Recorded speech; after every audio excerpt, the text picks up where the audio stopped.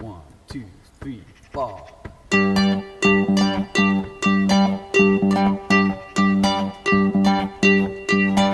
say you stand by your man. You tell me something I don't understand. You said you love me, and that's a fact. And then you left me. Hello there, Tony Medley once again, and welcome back to my workshop.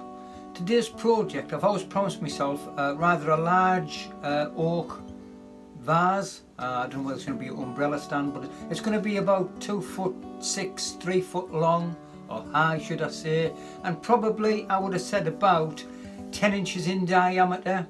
I've got the base here, and all I'm going to do, I'll find the centre and put a glue chucking point on, a glue chucking point onto it. Then I will get it to round, and then we'll use that as the base. Then I'm going to do my favourite bit of wood turning, is make some segments, and it's going to be probably 10 or 12 segments per ring, and like I say, there's going to be quite a lot of these to do. So without further ado, we'll get on making the base up, then we'll do all the segmented rings and then get them all glued together.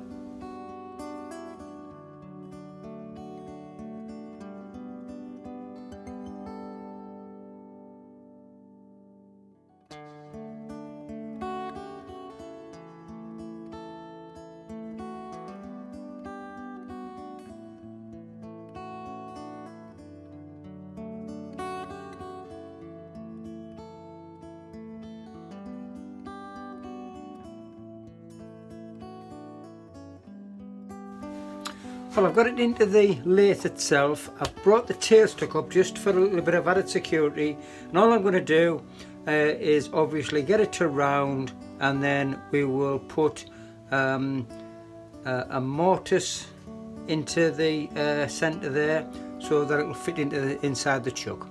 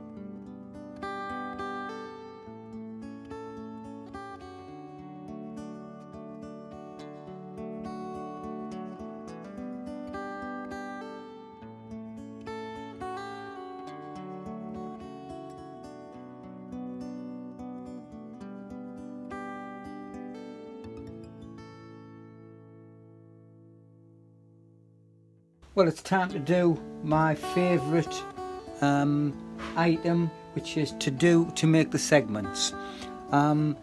This particular time I've got it set at 36 degrees, and that's to make a 10 segment piece ring, or a 10 segment ring.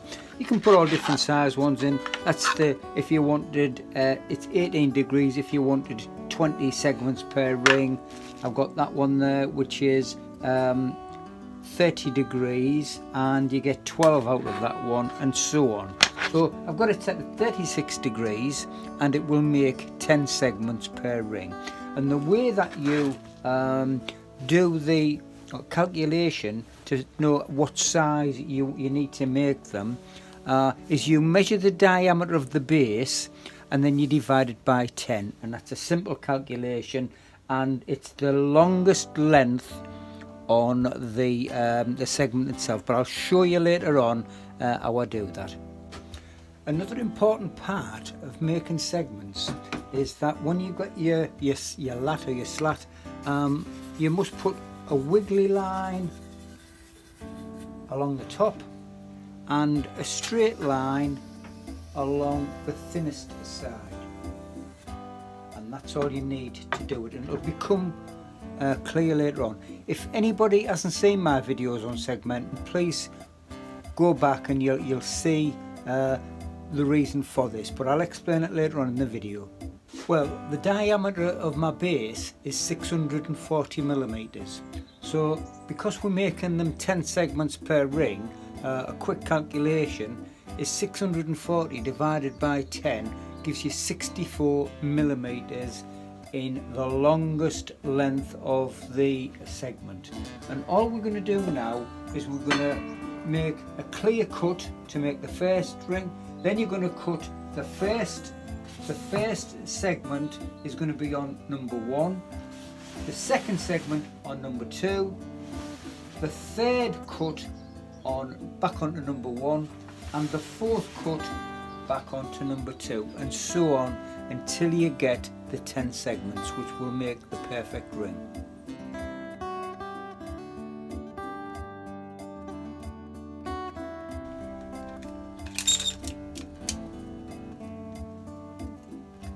I don't know whether you can see that, but it is exactly 64 millimeters.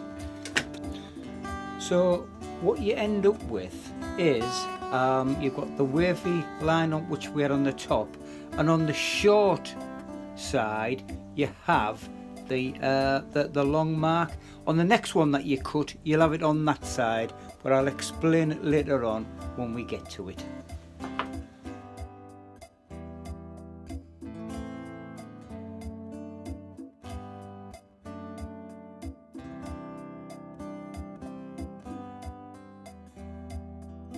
Right, now that you've got the 10 pieces cut, you'll end up with 5 with the line on the front and 5 with the line on the back. And all we have to do is just clean these edges up, but it's imperative that we don't sand that, because that's the exact angle. So all we want to do is just take all the little fuzzies off and then make sure so that it'll make sure that it'll seal together without any gaps. So once you've got them all nicely squared off, then it's time to glue them together.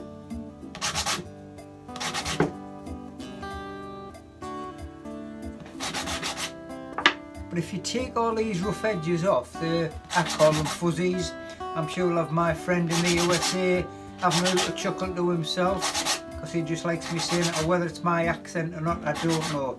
But if you just clean them all up, clean all the little rough edges off, but like as I say, don't do it like that, because you'll alter the angle, and it's so important that you've got it at the right angle. So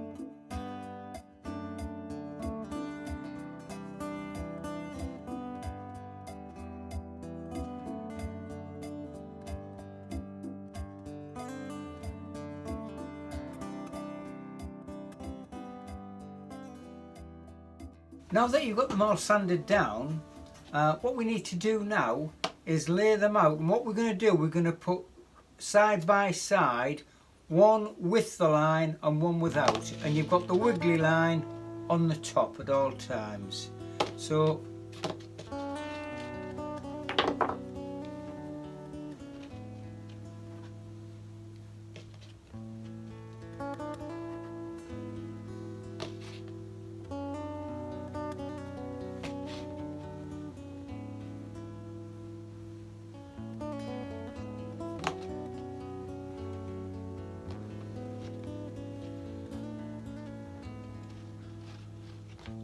right, so we've got them all together, and the wiggly line is on the top, and inside you've got one with the line, one without the line, one with the line, one without the line. And all that's for is that on your saw itself, if it's just 1/1000 of an inch out, it'll make that, and that's to compensate. So obviously, I don't know whether you can see them, one's got the line, one hasn't got the line, so that's how it has to go. I'll show you once I get them all glued up. What I find it best to do is just to do a dry run, then glue them up. As I said earlier on, it's far better if you just do a dry run. Make sure that all the edges come together and there's no gaps. Just before you get it nipped up, just make sure, like that one there, just push them all to the ring. Then give it a final nip up.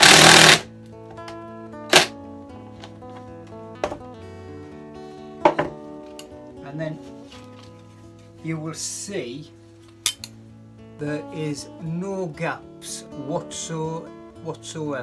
Just before you glue it up, it's far better to do it that way, and you'll get perfect results every single time. Time to glue them up now. Glue it up. Make sure that you put some, I use cling film, just something to save all the cleaning up later on. So if you make sure that you get plenty on the one, and then all I do, and I'm not saying it's the only way to do it, but I just give it a little massaging in, let the glue spread, and then once again do it again. Little massaging in, same with this one.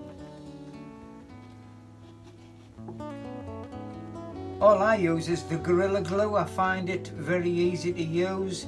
I used to use the delayed action, the delayed set, and it was twice the price. And I find this Gorilla Glue will takes a good 10 minutes for it to go to start to stick. So there's no problems with using that. I don't see why we should pay extra for the delayed set one. When you're gluing them together, another little tip is make sure that you get it the right way around with the wiggly line on the top. And then the last one,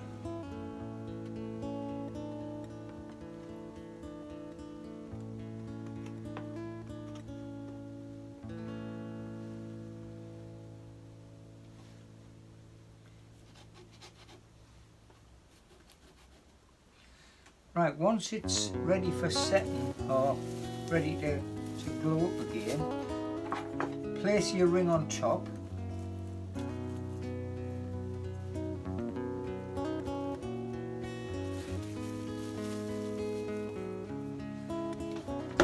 And I just use something to hold it in place while I tighten it up.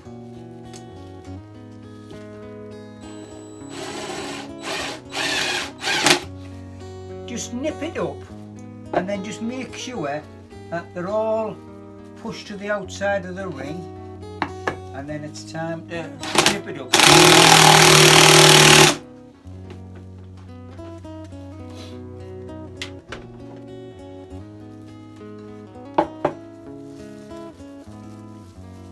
And there we have one perfect ring, and as you can see, there is no gaps. The angle is spot on every single time.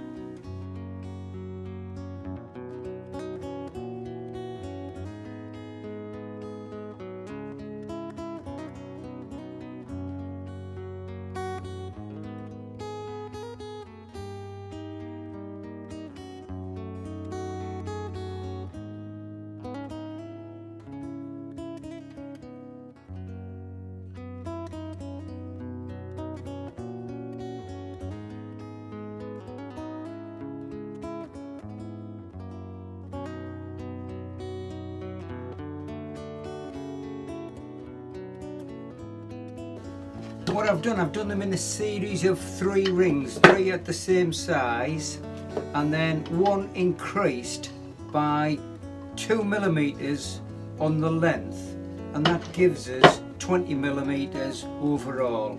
So I've done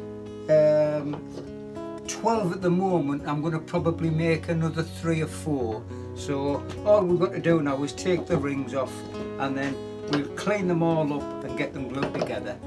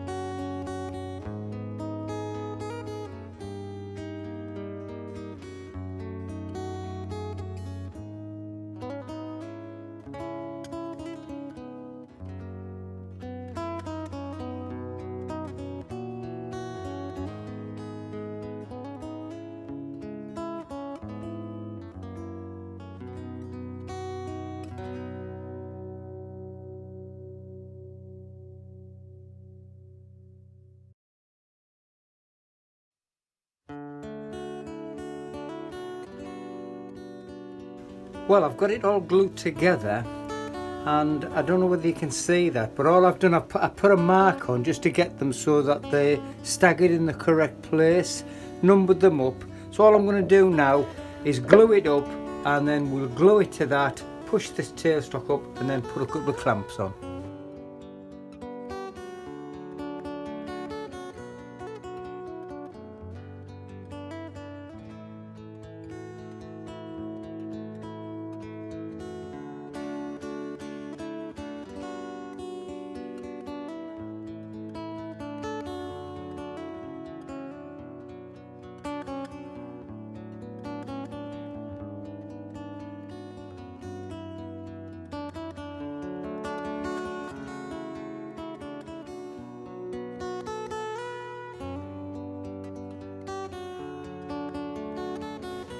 As you can see, I've glued it all together, and before we put the next section on, all I'm going to do, I'm going to clean this off so it runs a bit more true.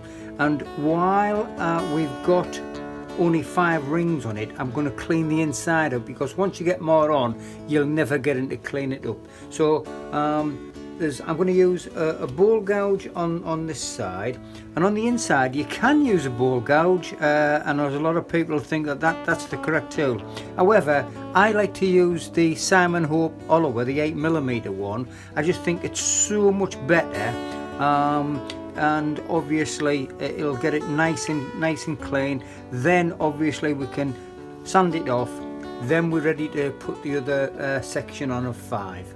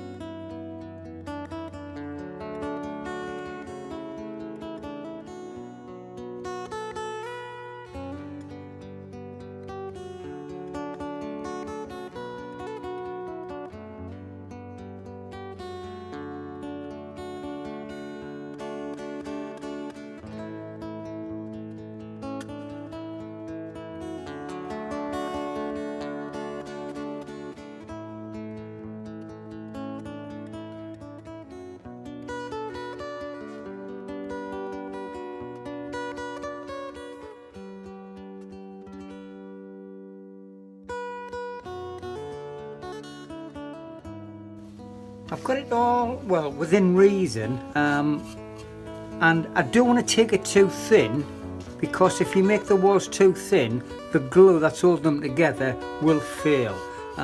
Ideally, I'm going to take a little bit more off once it's all glued together, but you need the depth on there just to make the glue set. So all I've done, I've put it together. I'm going to mark this off now. I'm going to glue it up together, and then obviously what we're going to do is hold it in place and glue it back together again and add another section on. Well, I've glued another 5 rings on, and what I'm planning to do now is just level this up, and then obviously take, as I said earlier on in the video, just smooth off the insides, sand it down. I've put my homemade steady on just to keep things nice and still, because it's the longer it gets the fair, and then this will be moved along. We try to keep this as far forward as possible just to keep it level. So what I plan to do now is just smooth this off, get it to shape. I'm hoping that I can get it narrower here, come to the optimum diameter, and then smooth it down, and then obviously be able to put some flowers in there or whatever, but that's my plan. So we'll get on and take this down.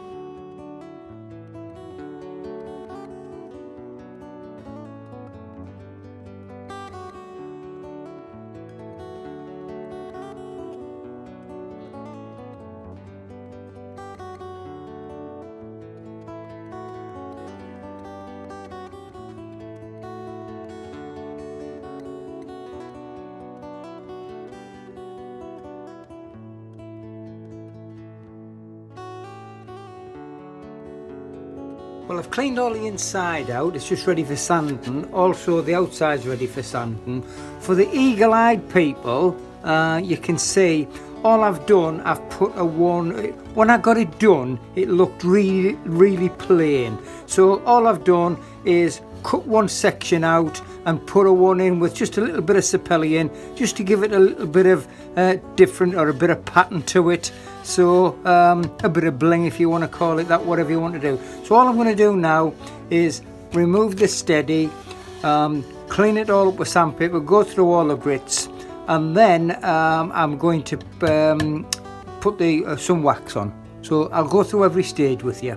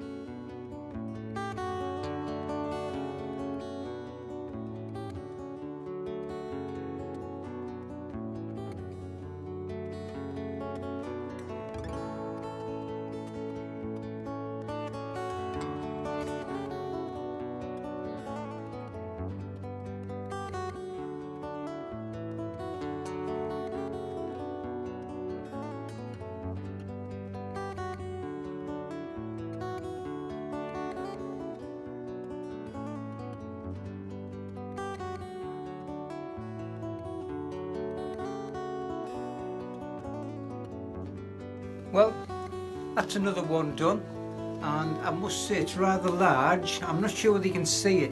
The only thing that I'm really concerned about, because I used 2 different planks of wood to shave down and cut into segments, it's a slightly different colour, but you can see the sapelli just sets it off.